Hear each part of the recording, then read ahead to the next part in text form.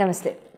September నెలలో రాశి ఫలాలు ద్వాదశ రాశి వాళ్ళకి కూడా ఏ రకంగా ఉండబోతోందనేది తెలుసుకుందాము. మరి అయితే సెప్టెంబర్ నెలలో మనకి గ్రహాలన్నీ కూడా ఏ రకంగా సంచరిస్తున్నాయి, ఏ రకంగా వాటి యొక్క సంచారం యొక్క ఫలితాలు 12 రాశుల వాళ్ళకి కూడా ఏ క్షేత్రాల్లో అంటే ఏ డొమైన్స్లో ఏ ఫంక్షన్స్లో లైఫ్లో మనకి అతి ముఖ్యమైనవి అయిన career, finances, marriage, love and then health, ఇటువంటి డొమైన్స్లో మీ అందరికీ కూడా ఎటువంటి ఫలితాలు ఉండబోతున్నాయి అనేది ఈ వీడియోలో చక్కగా తెలుసుకుందాం.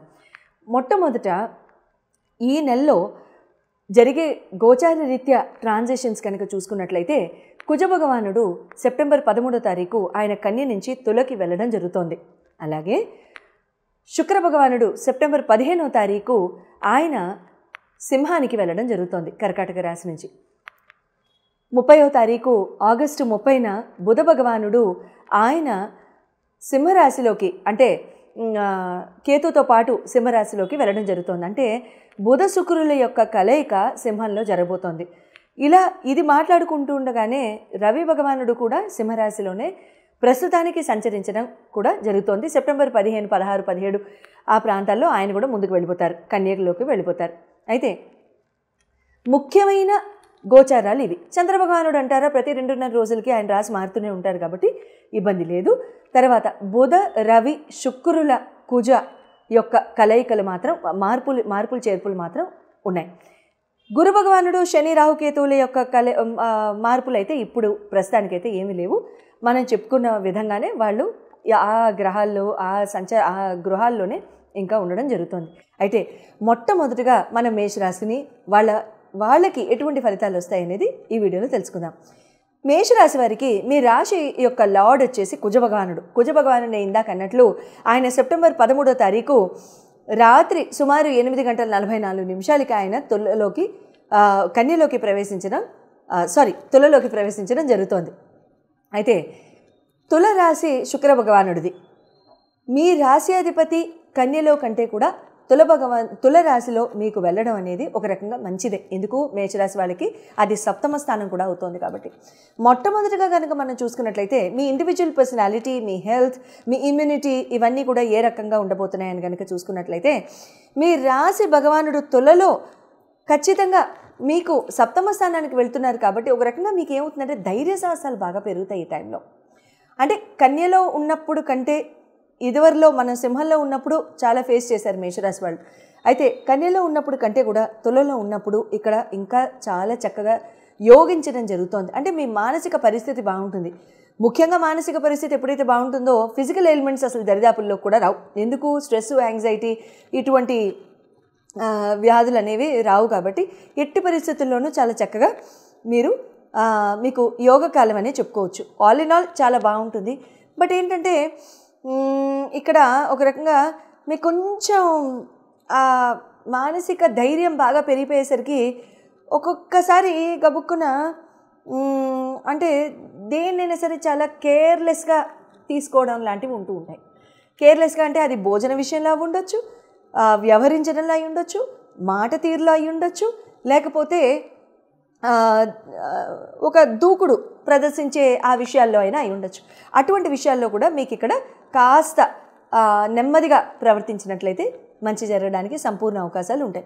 ఎడ్యుకేషనల్ లవ్ పరంగా కనుక చూసుకున్నట్లయితే మీకు మీ పంచమాధిపతి రవి అవుతారు కాబట్టి ఆ పంచమాధిపతి రవి మీకు ఇందాక మనం మాట్లాడుకున్నట్టుగా సింహం నుంచి కన్యకు వెళ్ళిపోతారు, ఆయన ముందుకు వెళ్ళిపోతారు కాబట్టి ఇక్కడ ఏమవుతుందంటే మీకు ప్రస్తుతానికి బాగా నేర్చుకోవడం, ఏదైనా చదువుకోవడం, ఏదైనా కొంచెం అయినా ఇన్ఫర్మేషన్ ఎక్కడైనా ఉన్నా సరే దాన్ని అబ్జర్వ్ చేసుకోవడం కెపాసిటీ, ఆ మెంటల్ కెపాసిటీని బాగా ధైర్యసాహసాలతో ముందుకు తీసుకెళ్ళడం లాంటివి చేస్తూ ఉండుంటారు మొన్న ఆగస్టు 16, 17 ఆ ప్రాంతాల నుంచి. ఇప్పుడు ఎలా ఉంటుంది అని అంటే మీకు మీరే అంటే ఇంకొకరిని అడిగి అది తెలుసుకోవడం కంటే కూడా మీకు మీరే పరిశోధన, రీసెర్చ్ అనేది చేయడం, లేకపోతే బాగా చక్కగా అన్ని విషయాల్లో తెలుసుకోవడం, అవగాహన పెరగడం లాంటివి కూడా ఇక్కడ మంచి అవకాశాలు ఉంటూ ఉంటాయి.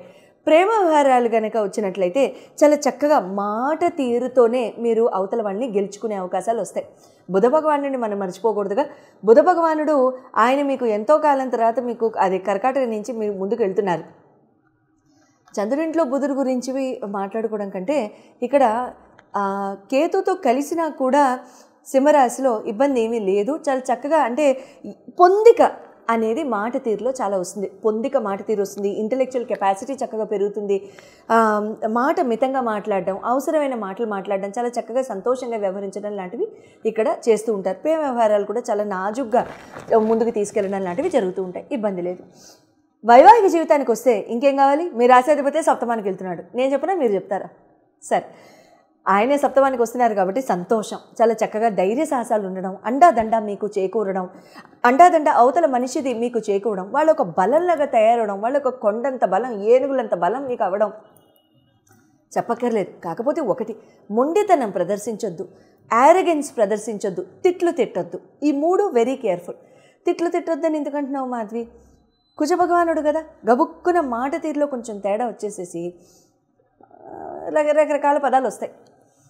అవి అవ్వకుండా చూసుకోండి. సింపుల్గా ఒక విషయం చెప్తాను మీ అందరికీ కూడాను. రెడ్ కలర్ స్పేరింగ్గా వేసుకోండి. ఈ మంత్ మేషరాశి వాళ్ళు రెడ్ కలర్ ఎక్కువగా వేసుకోకండి, స్పేరింగ్గా వేసుకోండి. మంగళవారం రోజు ముఖ్యంగా రెడ్ కలర్ అవాయిడ్ చేయండి. శుక్రవారం రోజు వేసుకోవాలంటే వేసుకోండి, బుధవారం రోజు వేసుకోవాలంటే వేసుకోండి, కానీ మంగళవారం మాత్రం దాని జోలికి వెళ్ళకండి.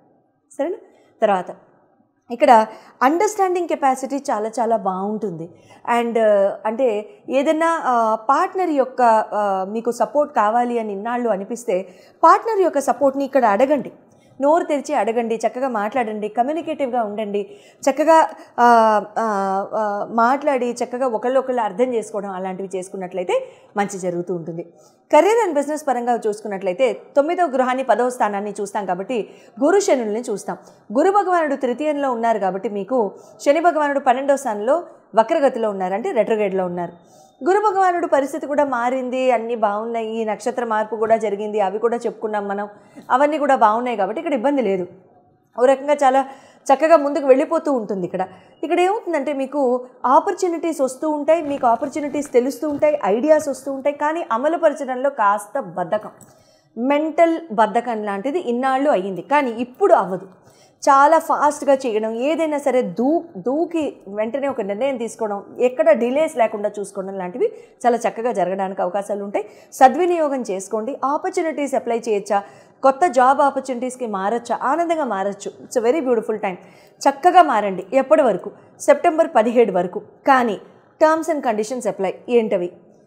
సింపుల్గా మీ గోచారంలో కనుక ఈ గ్రహాలే ఎవరైతే అంటే చాలా చక్కగా పంచమ స్థానానికి లైక్ రవి బుధులు కానివ్వండి, లేకపోతే చక్కగా ముందుకెళ్తున్న శుక్ర భగవానుడు కానివ్వండి, వీళ్ళందరూ ఉండి మీకు గోచార స్థితిలో కూడా, గ్రహాల్లో స్థితిలో కూడా, దశలు అంతర్దశల్లో కూడా మీకు వీళ్ళే ఉంటే యోగిస్తుంది. లేదు వీళ్ళు కాకుండా అక్కడ రాహు మహాదశలో చంద్రుడు, చంద్రుడు మహాదశలో రాహు, అసలే ఇంకా మొత్తానికి ఫుల్ స్టాప్ పెట్టడానికి కేతు మహాదశ, ఇటువంటివి కనుక అవుతుంటే మాత్రం అప్పుడు ఎట్టి పరిస్థితిలో మీకు ఎవరి మీద అయితే నమ్మకం ఉందో వాళ్ళతో ఒకసారి చూపించుకుని ఖచ్చితంగా అప్పుడు మీరు ఆ జాబ్ అప్లై చేయడం లాంటివి చేయండి. అంతేగాని మా ఫాదర్ ఎప్పుడూ చెప్తూ ఉంటారు, bird in hand is worth two in a bush అని.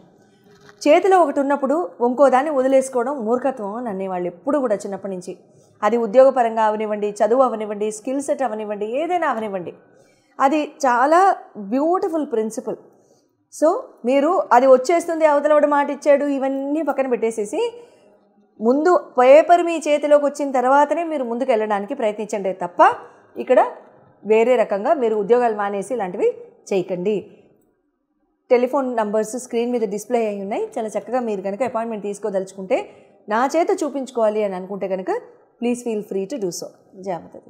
ఫైనాన్షియల్గా చాలా సంవత్సరాల నుంచి ఇరుక్కుపోయామండి. ఫైనాన్షియల్గా చాలా సంవత్సరాల నుంచి ఇవ్వాల్సిన వాళ్ళు ఇవ్వడం లేదు, డబ్బు చేతికి రావాల్సినది కూడా రావటం లేదు. యాన్సెస్ట్రల్ ప్రాపర్టీస్లో, భూమి ప్రాపర్టీస్లో కానీ, భూమికి సంబంధించిన ఇతరోత్తర ప్రాపర్టీస్లో కానీ తగాదాలు, కుటుంబ సభ్యులతో తగాదాలు, లేకపోతే మాకు రావాల్సింది లేదు. ఒకప్పుడు బాగా బతికాం, కానీ తర్వాత ఇంకేదో రకంగా పరిస్థితులు కాస్త మారాయి, కొంచెం నెగిటివ్గా వద్దు, కాస్త మారాయి, ఏదో కొంచెం అలాంటివి. అప్పుడు ఇంకా చాలా చక్కగా మీరు బాగా ఫైనాన్షియల్గా ఎదగాలి అనుకున్నప్పుడు మీరు ఏం చేయొచ్చు అని అంటే, ధనియాలు ఉంటాయి కదండి, ధనియాల్ని చక్కగా మీరు ఏదైనా కాస్త తడి మట్టిలో మీరు నాటేసేసేయండి. కొద్ది రోజుల్లోనే మొలకలు వచ్చేస్తాయి. ఆ మొలకల్ని కాస్త పెంచండి, ఆ ఎదగడం చూడండి. ఎన్ని రోజులు చూస్తారు? ఒక వారం రోజులు, ఒక 40 రోజులు అట్లా చూస్తూ ఉండండి. 15 రోజుల నుంచి 30 రోజుల వరకు అయితే తేడా కనపడుతుంది. ఆ 15 రోజుల నుంచి 30 రోజుల వరకు తేడా కనిపించిన తర్వాత ఎట్టి పరిస్థితిలో ఆ ధనియాల యొక్క మొక్కల యొక్క ఆ పాట్స్ ఉంటాయి కదా, ఆ పాట్స్ని తీసుకెళ్ళిపోయి ఆ మొక్కలతో పాటుగా మీరు ఏదైనా ప్రవహించే నీటిలో వేసేసేయండి. ప్రవహించే నీటిలో వేసేసిన తర్వాత దాన్ని మళ్ళీ అదే ప్రాసెస్ని మళ్ళీ రిపీట్ చేసుకోండి. ఇలా ఎన్నాళ్ళు చేయాలి? ఖచ్చితంగా ఒక 11 నెలల వరకు చేసుకోండి. ఇలా 11 నెలల వరకు చేసుకుంటే మీకు రావాల్సిన డబ్బు అందడం దగ్గర నుండి మీకు ఉన్న భూమి తగాదాలు కానివ్వండి, యాన్సెస్ట్రల్ ప్రాపర్టీస్ యొక్క తగాదాలు కానివ్వండి, అన్నదమ్ముల మధ్యలో తగాదాలు కానివ్వండి, ఆస్తిపాస్తుల కోసం ఈ పెద్దవాళ్ళు కొట్టుకోవడం కానివ్వండి, ఏదైనా సరే అవన్నీ కూడా ఖచ్చితంగా తీరిపోయి మీకు రావాల్సిన డబ్బంతా వస్తుంది. తర్వాత మళ్ళీ చేసుకుంటూ ఉండొచ్చా? చేసుకోవచ్చు. కానీ ఊరికినే మన మొక్కల్ని వేస్ట్ చేయాల్సిన అవసరం లేదు.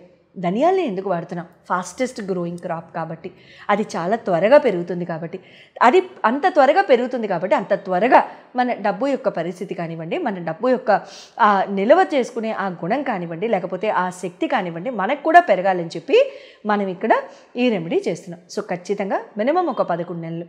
ఏ రోజు మొదలు పెట్టాలని ఏం లేదండి. అమావాస్య రోజు కూడా మొదలు పెట్టచ్చు, ఇబ్బంది ఏం లేదు.